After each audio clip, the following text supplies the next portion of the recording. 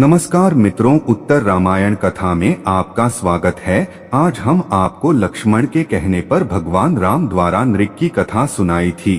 अगर यह कथा आपको पसंद आई तो हमारे चैनल मान्या धर्मार्थ को सब्सक्राइब करें।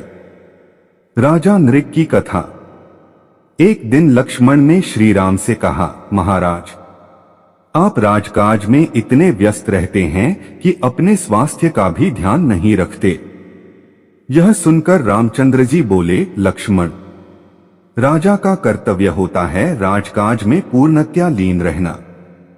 तनिक सी असावधानी हो जाने पर उसे राजा नृग की भांति भयंकर यातना भोगनी पड़ती है। लक्ष्मण के जिज्ञासा करने पर उन्होंने राजा नृग की कथा सुनाते हुए कहा, पहले इस पृथ्वी पर महायशस्वी राजा नृग राज्य करते थे। वे बड़े धर्मात्मा और सत्यवादी थे। एक बार उन्होंने तीर्थराज पुष्कर में जाकर स्वर्ण विभूषित बछड़ों युक्त 1 करोड़ गौं का दान किया। उसी समय उन गौं के साथ एक दरिद्र ब्राह्मण की गाय बछड़े सहित आकर मिल गई और राजा नृग ने संकल्प पूर्वक उसे किसी ब्राह्मण को दान कर दिया। उधर वह दरिद्र ब्राह्मण वर्षों तक स्थान स्थान पर अपनी गाय को ढूंढता रहा। अंत में उसने कनखल में एक ब्राह्मण के यहाँ अपने गाय को पहचान लिया। गाय का नाम शवला था।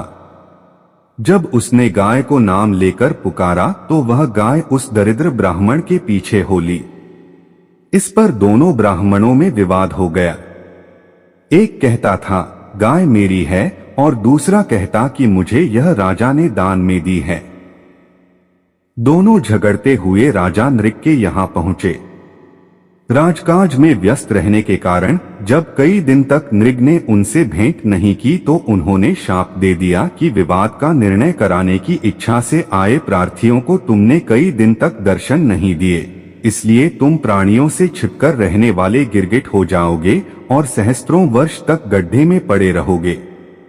भगवान विष्णु जब कृष्ण के रूप में अवतार लेंगे तब वे ही तुम्हारा उद्धार करेंगे।